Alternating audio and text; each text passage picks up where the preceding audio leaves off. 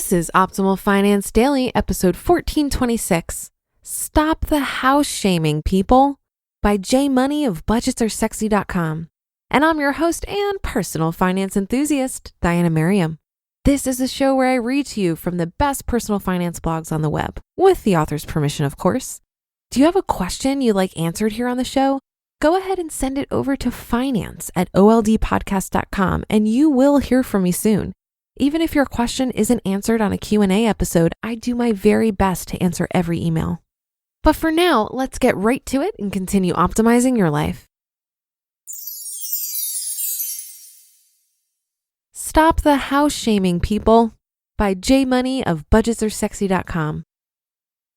Last week, 3 different people emailed me asking for advice because they keep getting pressured by friends and family, especially family, to buy a home when neither one of them wants to. I got so riled up after the last message that I shot the following tweet out, which caused quite the hubbub for a hot minute or so. Quote, "Third note I've received on people feeling pressured to buy a house when they don't want to. Stop the house shaming, people. It's perfectly fine to rent. And yes, hashtag house shaming is now a thing." End quote. As it turns out, I wasn't alone in this thinking. Here are some of the messages and stories I got throughout the day.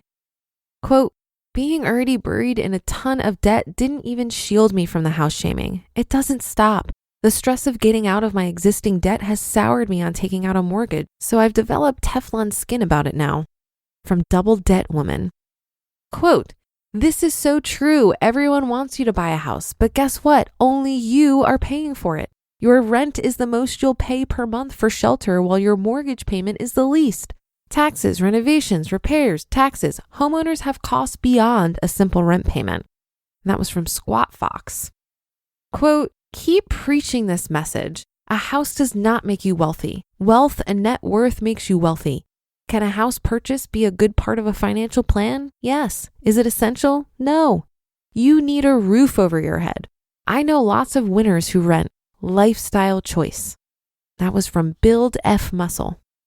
Quote, "We get so much about this from family and we own a large 2-bedroom condo in an expensive city. It's not just rent shaming, it's non-house shaming too."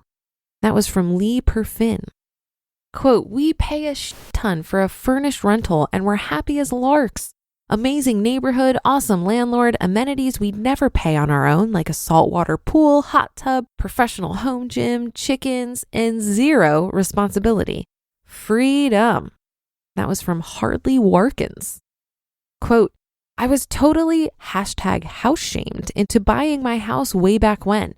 Now we live in an Airstream. Apparently we have thicker skin now." And that's from A Stream in Life. I get people wanting to help those they love, but after the first or second mention, it's time to back off and let them live their own lives, unless specifically asked.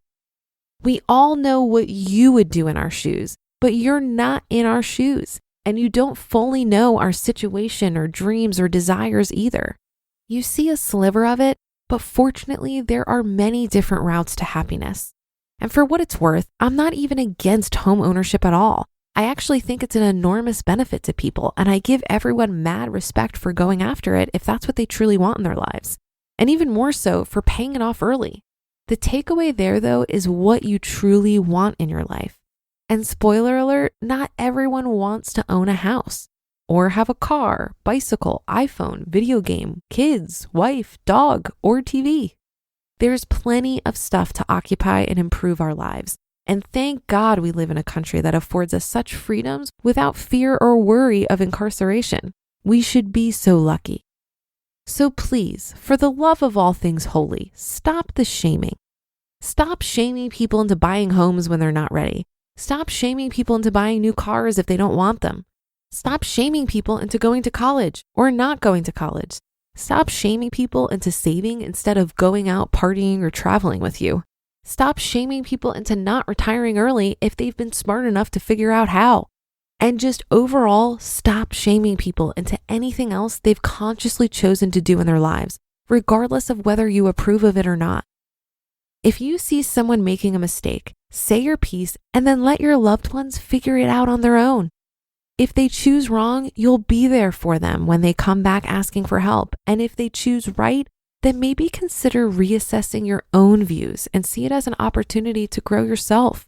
We're not always as smart as we like to think we are. The fourth message came in as I sat down to finish this post, and the last few lines of it just filled me with so much pride and lightened up my entire day. Quote, "At Easter, my boyfriend's aunt was asking me why we hadn't yet moved in together, to which I responded, I want to pay off my loans first. To my surprise, I found myself defending my decision to a table of 50-plus-year-olds about the possibility of financial independence. They responded with things like, there will always be something that comes up, or you'll always be paying off something, to which I confidently said, but why should that be the norm? That made me feel so strong. It made me feel confident, like I had all the answers, which for once I'm okay accepting that stereotype of millennials, because in this instance, I think it was warranted." End quote. She went on to say that she's never been so happy and confident with her decisions and conversations around money since finding money blogs. She's finally able to really understand the meaning of financial stability and the role it plays in both her life and relationships. And she's certainly walking the talk too, just about killing $60,000 of student loans, which will be cleared away completely next month, exactly 3 years after her graduation. You do your thing, girl. Own that life of yours. And I hope all you hearing this will also embrace your beliefs and strive for everything you want deep down inside. Only you know what you want most out of life. Sorry, moms. So stick with your heart, do your best, and then brush those shoulders off whenever you fall, which you will. But better to fail doing something you want versus failing doing something others want. This is your life. Stay true to yourselves. You just listened to the post titled, Stop the House Shaming People by J Money of budgetsaresexy.com. And now I'm sure you know how the cryptocurrency world can be confusing, but crypto assets could be the best opportunity to build generational wealth since the discovery of oil. Bitcoin has been one of the best performing assets of 2020. So how do you get involved? Check out BitTrust IRA, a great way to diversify your portfolio with new innovative investments.